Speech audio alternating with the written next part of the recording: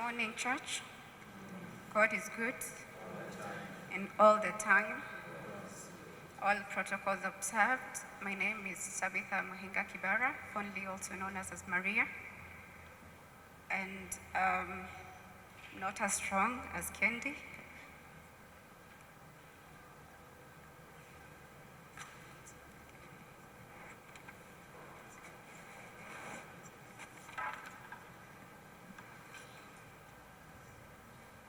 Good morning, church, clergy, family, friends, all protocols observed. My name is Sylvia Kigwe, and together with my friend Christine, we shall read Tabitha's tribute. I met Lucy, courtesy of Mom, courtesy of my friend Tabitha. And I remember her always having a radiating smile. And I'll remember her for that, and always her concern for family and children, and I'm blessed to have known her. So I shall start reading Tabitha's tribute. Dear family and friends, I extend my heartfelt gratitude for your unwavering support during this challenging moment. Your presence here today as we commemorate Mom's life uplifts our spirits and offers solace, reminding us that we are not navigating this grief alone. The sudden news of Mom's passing left me in a state of numbness, hoping that it was a mere bad dream from which I would soon awaken. However, as the hours unfolded, the harsh reality set in that my mom is no more. And now I find myself grappling with the acceptance of God's will, that I will go home and never see her, speak to her, call her, and hug her. Attempting to summarize Mom's entire lifetime in a few paragraphs is daunting, but I shall try to share fond memories of who Mom truly was. Mom was a multifaceted individual who served as a teacher of life's invaluable lessons, from the shared experiences common to all girls, progressing to household shopping and experimenting with diverse culinary delights beyond our staple dishes like githeri, mokimo, and domas. We often had friendly cooking competitions, which continued even after I established my own home.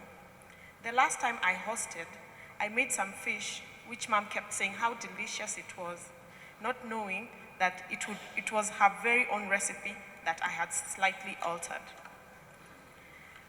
Unknown to me, this would be the last meal together in our regular tradition of hosting family, which I will dearly miss. She was a loving mom and an amazing shosho to our children. She enjoyed hiding sweets and chocolates for our kids, creating a little secret heaven away from my watchful eyes. They would dash to her, clutching handful of treats and saying, "Shosho, please hide this for us so that mommy won't take them away." Consequently, I would find myself nursing sore throats a few days later. Fortunately, her distinctive remedy, a ginger concoction known as dawa, which she not only taught me how to prepare, but also insisted I administer to my family, which always proved to be a comforting and reliable solution. During our visits home, she enjoyed engaging in fun football matches and swimming sessions with the kids and Dad, and when her granddaughter Kendi began playing golf, she encouraged her to always practice and excel in the sport. Oh, how she loved trees. She was a true environmentalist, planting them in every corner she could. Our homes, at the Foothill School, golf clubs, and Kipipiri, where she undertook the noble task even during the rainy season. You could envision how soaked she would be, dedicatedly planting trees in the rain. Yes, not dancing, but planting trees in the rain. Mom was a devoted and loving wife. She stood by Dad through the political journey. She was a politician's wife, but wore the heart of a politician herself, touching so many lives of Kipipirians through her numerous projects there. She was an avid golfer who dearly loved the sport, serving in various capacities in the golfing fraternity. Together with Dad, she introduced me to the game of golf as a junior member, and as I picked up the sport, Mom generously donated her cherished golf set.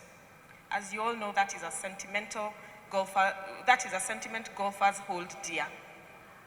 She ensured I practiced, got my handicap, and by the time I transitioned to full membership, I clinched the coveted Lady Captain's prize under the tenure of the then Lady Captain, Terry Oba.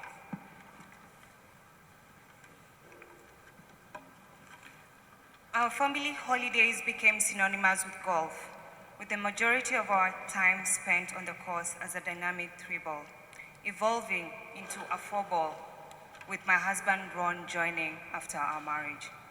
We were finally made up. We would have our mini family competitions, and based on handicaps, I would partner with Dad and Mom with my husband. Dad and I sometimes would win, and she would encourage my husband, saying, "My son, leave them to win this. They will feel nice. Tomorrow is another day to Tawa Charaza." And we would all end up laughing and cracking jokes against each other. Mom was always smiling and laughing and radiated joy. Her love for dancing was infectious. Whenever her favorite songs played, she would grab my hand and say, "Oka, tokaine, don't be lazy." We would dance until we were almost the last ones standing. I will truly miss these moments. She had little interest in material possessions, finding contentment in simple life. She never ever wanted to spend Dad's money, besides on one occasion when I persuaded her to do so. She had initially proposed that I go for further studies abroad, a suggestion I declined, reluctant to live alone in a distant country. However, I expressed my willingness to explore the world and create memories now that I was older. Our joint decision led to the implementation of Operation Travel the World and Shop Till We Drop, resulting in memorable travels. During these trips, Dad would provide us with cash for shopping, and after 2 to 3 hours of retail therapy, we would regroup at a predetermined spot. To my surprise, she often returned with just 1 or 2 items, while I would return with hands full of shopping bags. Playfully questioning her of her choices, I would ask, "Seriously, Mom, you only liked this?" as I guided her back to the shops, nudging her to buy more so that we were all on equal footing. Interestingly, the shopping dynamic shifted when she became a grandmother. During their travels alone with Dad, she indulged in extensive shopping for her grandchildren.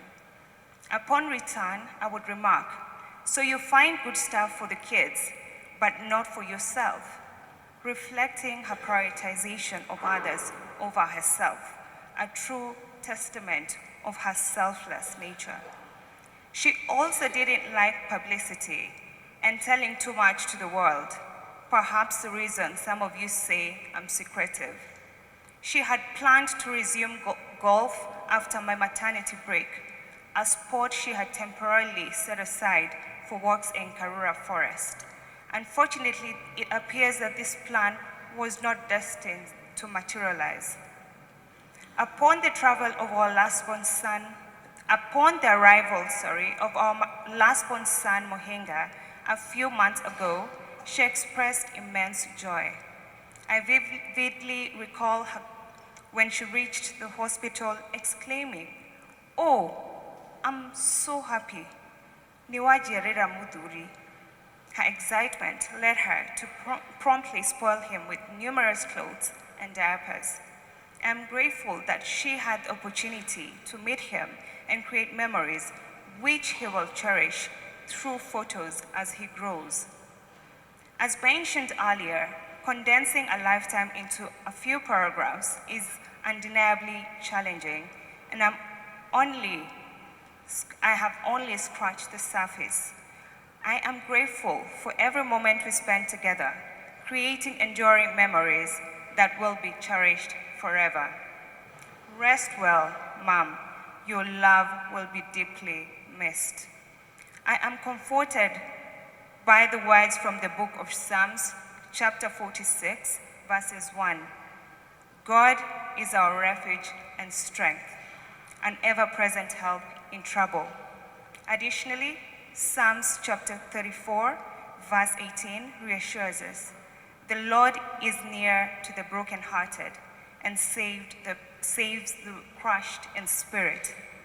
May God bless you all. Thank you.